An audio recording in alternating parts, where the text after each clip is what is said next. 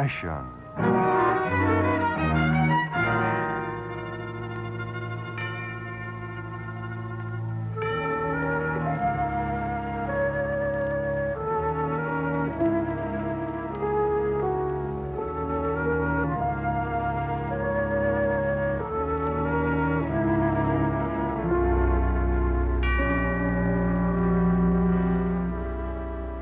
Danger, high explosive. A red sign of warning to which everyone guarantees clearance. Too few, however, recognize that danger sign in the eyes of a woman whose mind is fused with an obsession of escape. A slow burning fuse that sputters with an angry hiss towards its destination of dynamite. And thus our story, starring Susan Hayward.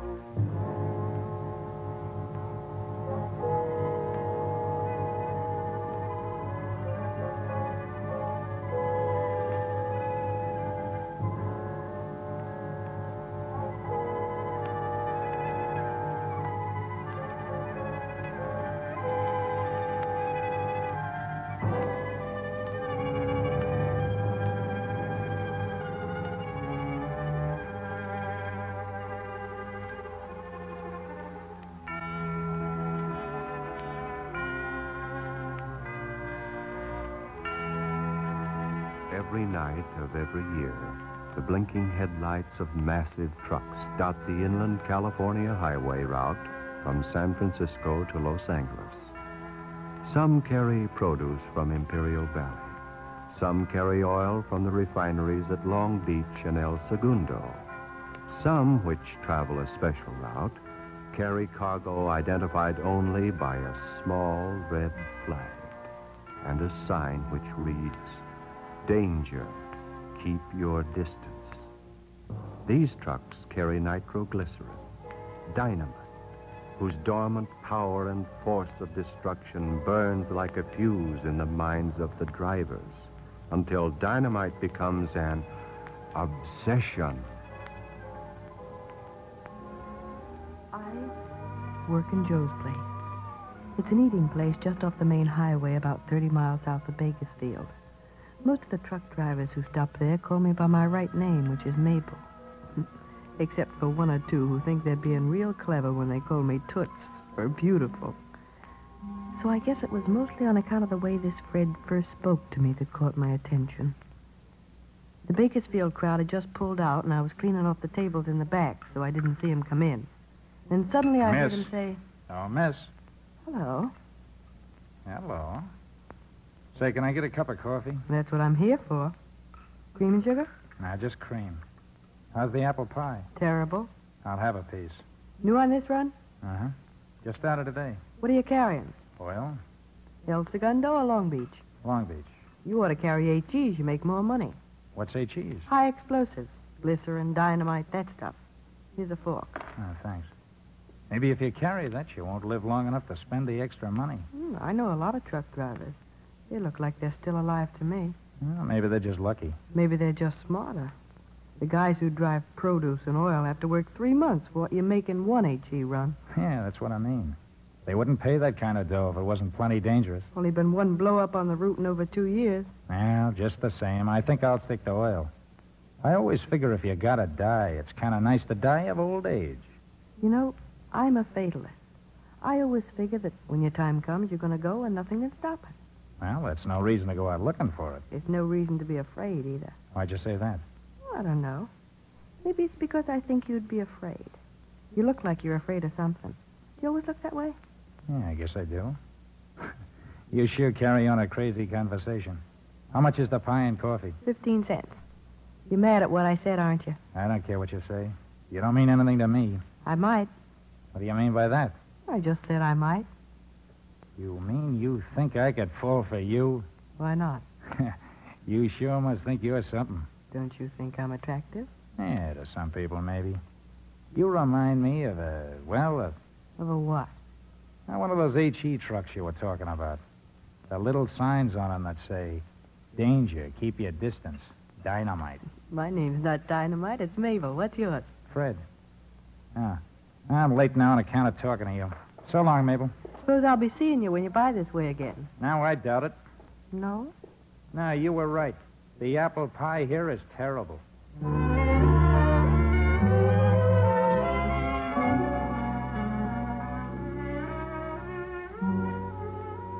He was a funny kind of guy for a truck driver. I'd never seen anyone like him before. He even made me feel a little foolish about the things I'd said to him. I guess that's why I was glad to see him leave and glad to hear he wasn't coming back. He sort of got on my nerves. And then one night, a couple of weeks later, I was waiting on an HE driver named Steve. Steve and me, we'd go out on dates sometimes when he wasn't running HEs. I think he really liked me. Gee, that coffee hits the spot, Mabel. How about some more cake, Steve? I haven't got time. They're repairing the highway a few miles down. They'll probably hold us up there for a while. So I better get started. You going to be down south for long? No, I'll be back for the weekend. Oh, say, if you can get off early, maybe we can take in the Saturday night dance up at Bakersfield. All right. Okay, I'll see you Saturday then, huh? So long, Mabel. So long, Steve. Hello, Mabel. Oh, it's you. Yeah, I'm back. I thought you didn't like our apple pie. Well, didn't have any complaints about the coffee. How about a cup? Coming up? Was that your boyfriend that just left? He might be. What do you want with it? Just cream, remember? That'll be 5 cents. And I haven't any change at all. Just got a 20. Oh, Mabel. Hmm? You know what I stopped in for? To get change for your 20. Now, I wanted to talk to you. You don't like me, remember? No, I didn't say that. I said I thought you were dangerous. Here's your change. You always steal when you want something? I never steal. I just saw you. Why didn't you put my 20 in the cash register? We keep big bills separately. Yeah, but there's other 20s in that register. I even saw a 50. Are you calling me a thief? You called me a coward when I said I wouldn't drive HEs. I told you could make more money driving HEs. If I wanted money bad, I wouldn't steal it. I want money bad. What for? I'm sick of truck drivers and their dirty hands. I'm sick of the way they talk and the way they laugh and the way they look at me. I hate it here. I want to get away. Drink your coffee. It's getting cold. Now, look, Mabel. Hey, what's that? That felt like a quake. No, it wasn't. I know that sound. Oh, what was it? That was a truck, a dynamite truck.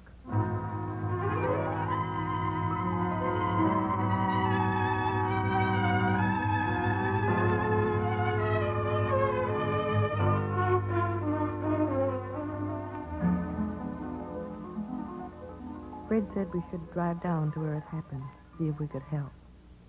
Well, we might as well have stayed at the restaurant. When we got there, all we found was a couple of pieces of twisted steel, part of a steering wheel, and Steve wasn't going to be able to keep that date Saturday night with me after all. Mabel. Yeah? What do you think about it now? About what? About driving those HEs? I've seen it happen before. Doesn't it bother you at all? Steve knew what he was doing when he took the job. He wanted the money. I'd have done the same thing. Would you? You said yourself it was better than stealing. Mabel, you'd do anything to get away from here, wouldn't you? I think so. No, I've never met anyone like you. What do you mean by that? Well, I just haven't, that's all. Tell me something. Steve, well, he was your boyfriend, wasn't he? We got along. You liked him, didn't you? As well as anybody. So why don't you cry about him then? Don't you know how to cry, Mabel? I never cry over truck drivers.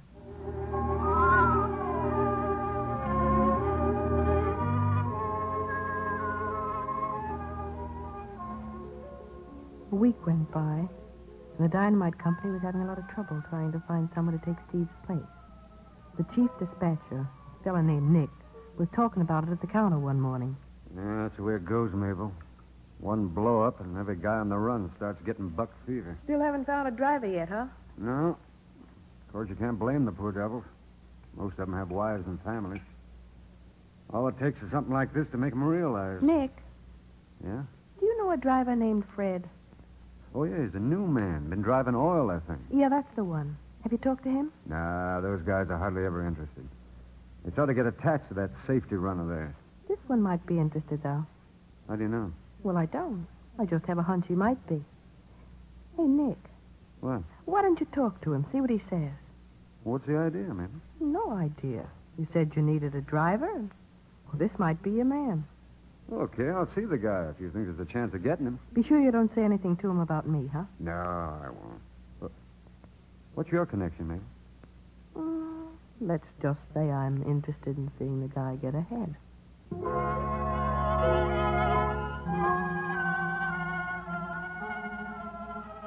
I didn't see Nick again that week. And then Friday night around 11:30, I was getting ready to close the place up. It had been raining all day long and business had been pretty slow. And then just as I was turning out the light... Fred! I'm going down south tonight, Mabel.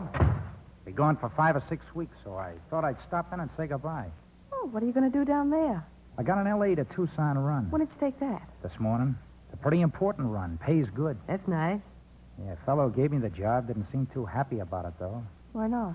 Well, he said he didn't want to kid me. Said it's real hard to keep from running over stones in the road when you're driving at night. And how you have to concentrate on turning the wheel just right so you don't jar the truck. You're driving an HE. He said you got to be especially careful when you come to bridges. The pavement's usually uneven. The truck hits a bump and, well, then where are you? Maybe just where Steve is, huh? What did you take the job for if you're afraid? I'm not afraid, Mabel. I need the money. Why? You know why. What are you telling me about it for? I just wanted to be sure you'll wait. I wanted to make sure you were a good investment. I've been here a long time. Stands to reason I'll be here when you come back. Mabel, if anything should happen, would you cry about me? I answered that once before. Yeah, sure. Well, guess I better get going. Fred, Huh? good luck. Oh, thanks. Oh, and Mabel, Yeah? you didn't have to ask Nick to talk to me about the job. I was going to take it anyway. He told you about me? Now, he didn't say anything. I just knew. Nobody has to tell me about you, Mabel.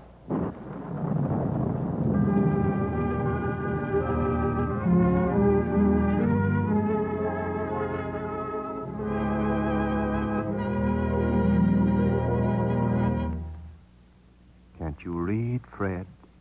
Can't you see the little red flag that indicates the 5-inch sign that warns, danger, keep your distance? The bump in the road, remember? The bump that detonates the obliterating flash of dynamite, but in this case, a new brand of dynamite. A supercharged high nitro ready to blow at the touch of the sputtering flame of a relentless obsession. In just a moment, we return to our story.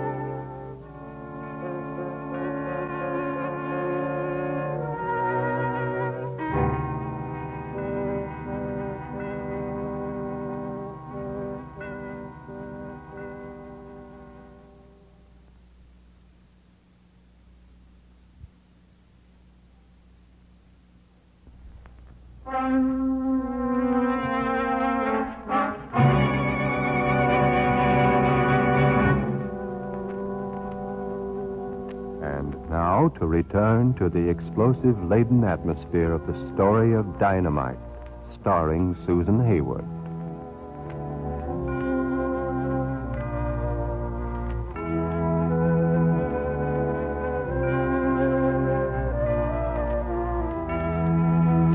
Days clocked by on the undeviating calendar of the pendulum. But the same monotonous pattern weaves in the shimmering heat of Joe's place. The same roaring diesels of the trucks backfiring to a stop. The same pungent venison of hot coffee to bolster red-rimmed eyes in the long trek. The same drivers, the same loud, almost obscene laughter over the same jokes of the coast-to-coast highways. And the same Mabel, her mind quickening with the ever-building, selfish strength of the bursting germ, obsession.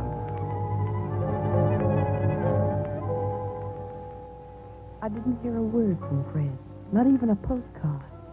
Of course, I didn't hear of any accidents down that way either, so I figured he was okay. Probably just being stubborn, thinking maybe I'd worry about him if he didn't write. Well, if that was the case, he ought to know better. Hello, Mabel. Hello, Fred. Miss me? How did you make out down south? Pretty good. Come on, let's take a walk. I'll tell you all about it. Can't leave the counter. Ah, come on, just for a minute. We can watch the door. All right. Swell night, isn't it? Uh-huh. You look pretty swell yourself. Thanks.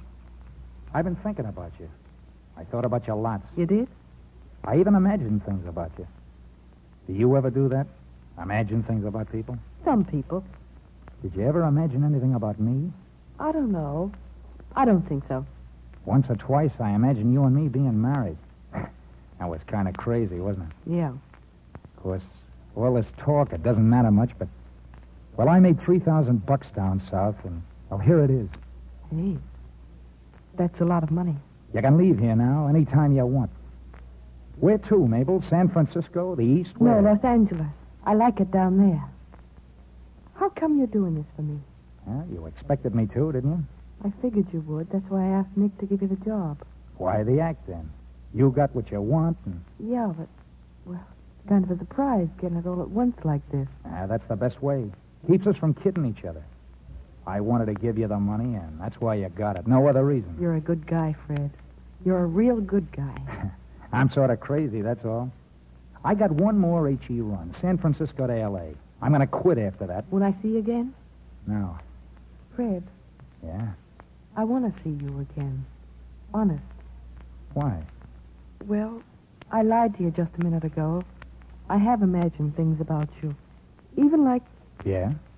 well, even like the things you imagined. Well, I thought it was just the dough. I thought so, too. Oh, Mabel. Look, if it was just you and me, would this place still look so bad, do you know? I don't think so. I told you about that last run of mine. Well, I'm going to make it, and when I get back from L.A., see if you still feel the same way. Will you do that? I'll wait for you. When are you going down? Tomorrow night. Stop in before you go, huh? Okay.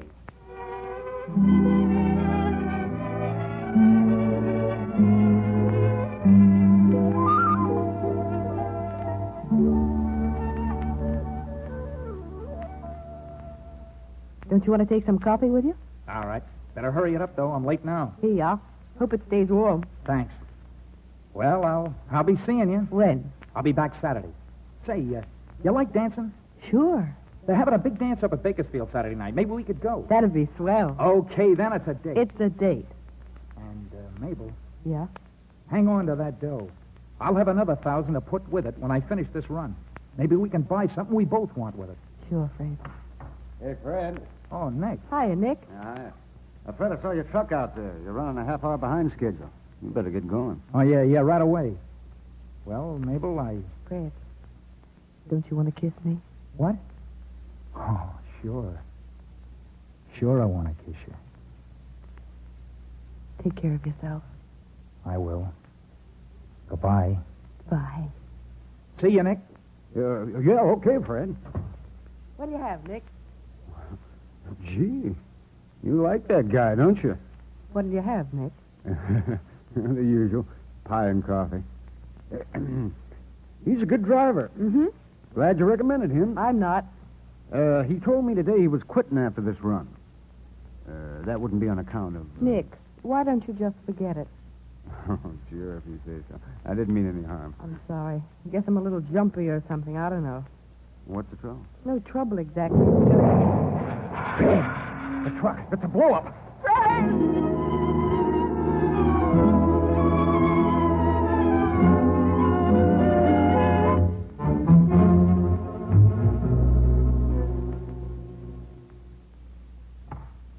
Nick, did you... Yeah, it was the truck, all right, but...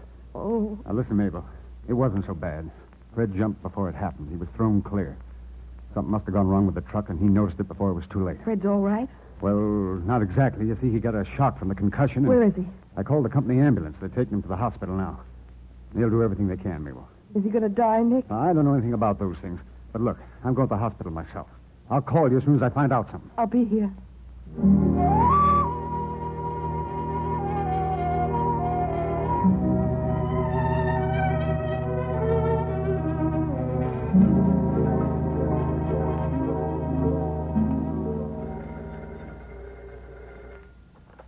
Hello? Hello, Mabel. This is Nick. I'm calling from Bakersfield. Fred's going to live, Oh, but he's deaf. deaf? Yeah, they aren't sure yet if it's permanent. There's a specialist here who says he may be able to help Fred if he can operate on him right away. Operation. Going to cost a lot of dough. When Fred came to a while ago, he said he gave you $3,000 to keep for him. You better hop a bus and come on up here. And bring the money with you. We're going to need it. Money? You got it, haven't you? Yeah. Yeah, I got it. Good. We'll catch a bus up here right away. Stanford Hospital in Bakersfield. All right, Nick. Goodbye. Money. $3,000. He gave me that money. To get away, to go to Los Angeles. No other reason. To get away.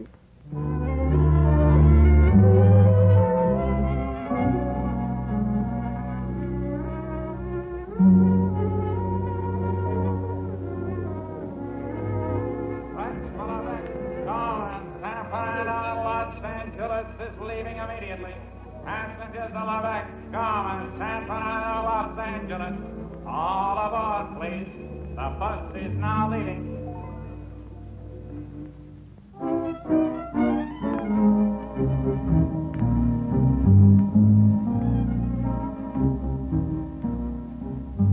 Hey, Nick. Nick, where's Mabel? No, over there. There's a pencil and paper. Write it down. Yeah. Let's see now. She should have been here by now. Yeah, can you read that? She should have... What do you think's keeping her? Don't worry. She probably couldn't get a bus. She probably couldn't. But if you called her 4 hours ago, I don't understand. Fred! Nick, maybe you ought to... Mabel. Oh, Fred. I almost did a terrible Oh, thing. look, honey, I can't hear a thing you say. You'll have to write it all down. Fred, I almost did a terrible thing. I can't understand you, sweet. Here's a pencil. I want to tell it to you. Even if you can't hear me, you can look at me anyway. I'm ashamed, Fred. For the first time in my life, I'm ashamed. I'll write it down, darling, please. Look, I started to take the bus for Los Angeles. And then I got off because I realized... I did realize, Fred. You've got to believe that. All I want now is for you to get well. Please get well. Oh, Mabel. Mabel, you're crying. Why are you crying, honey?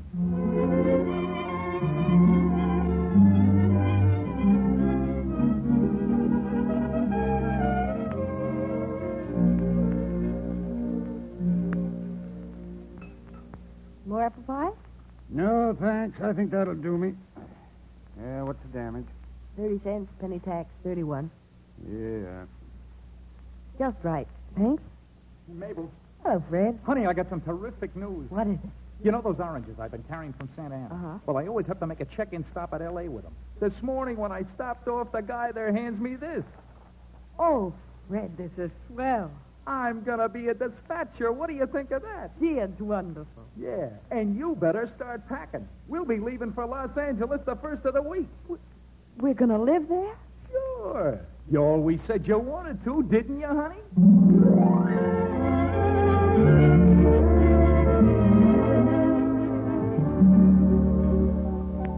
And next week we'll be leaving, Fred and me. No more Joe's place. No more watching the trucks go by. Oh, by the way, they rerouted the HEs. They don't come by here anymore. And maybe it's just as well. Hey, you know, any guy that'd drive one of those things is playing with dynamite.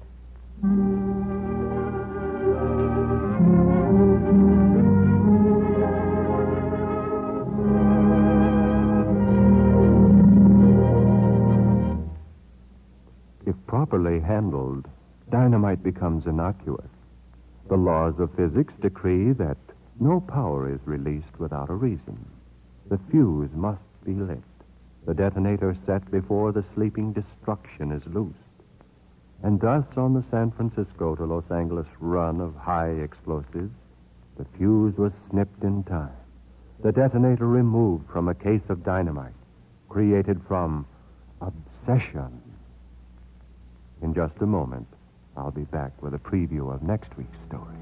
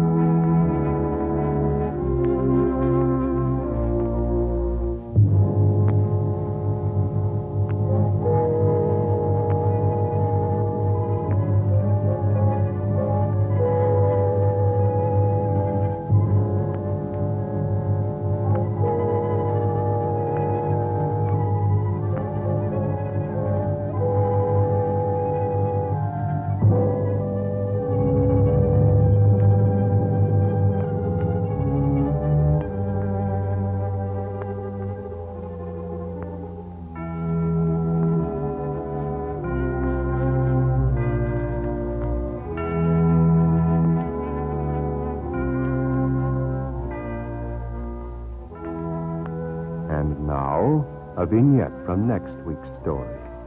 A different twist on an old story, one of frustration, when love fails to recognize the symbol of its own creation.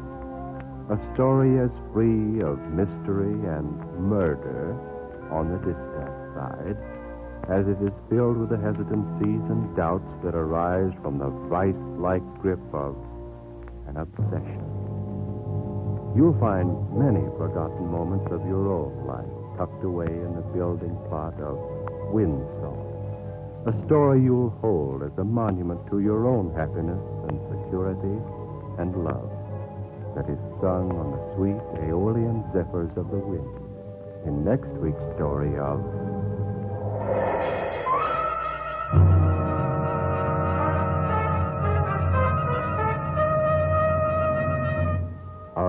Obsession.